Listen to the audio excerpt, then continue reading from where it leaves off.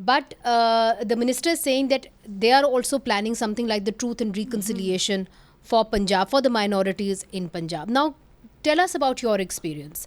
You are indigenous people in Canada, and we've seen that we've mentioned in our, when we spoke about you, of how the Canadians, indigenous people, have really suffered. And then you started with the reconciliation process. How long was that reconciliation process? It's still going on, I imagine. And what at the end of it did you get? What was the result of it? Our community started asking the federal and provincial governments for Truth and Reconciliation Commission to be established over 20 years ago. And the actual process didn't start until about 17 years ago, and it took a lot of engagement within our own communities to decide what the Truth and Reconciliation process would look like.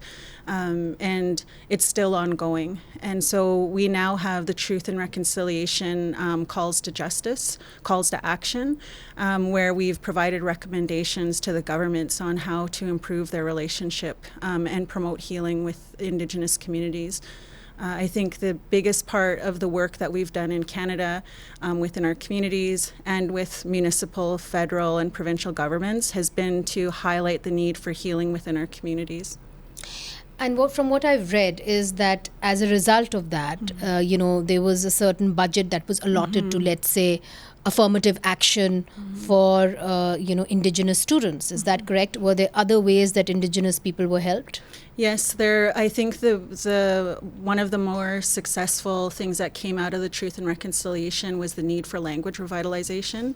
So there have been millions of dollars invested from both the federal and provincial governments to support language revitalization in Canada.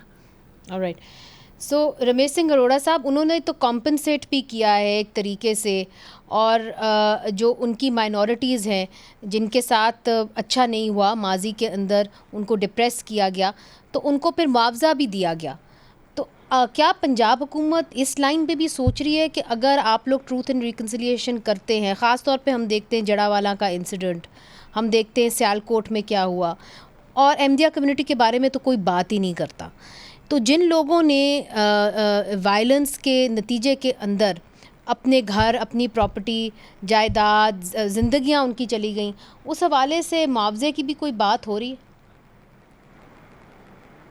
देखिए, आपको पता है कि हमारा जो पाकिस्तान का constitution है वो इक्वालिटी की बात करता है, सबको साथ लेके चलने की बात करता है, और कहीं पे डिस्क्रिमिनेशन की, स्टेट स्पॉन्सर्ड टेररिज्म की बात नहीं करता. बट स्टिल जिस सोसाइटी के अंदर हम रहते हैं, सोसाइटी के अंदर मैं ये कहूँ कि सारी चीजें ठीक चली तो गलत हो.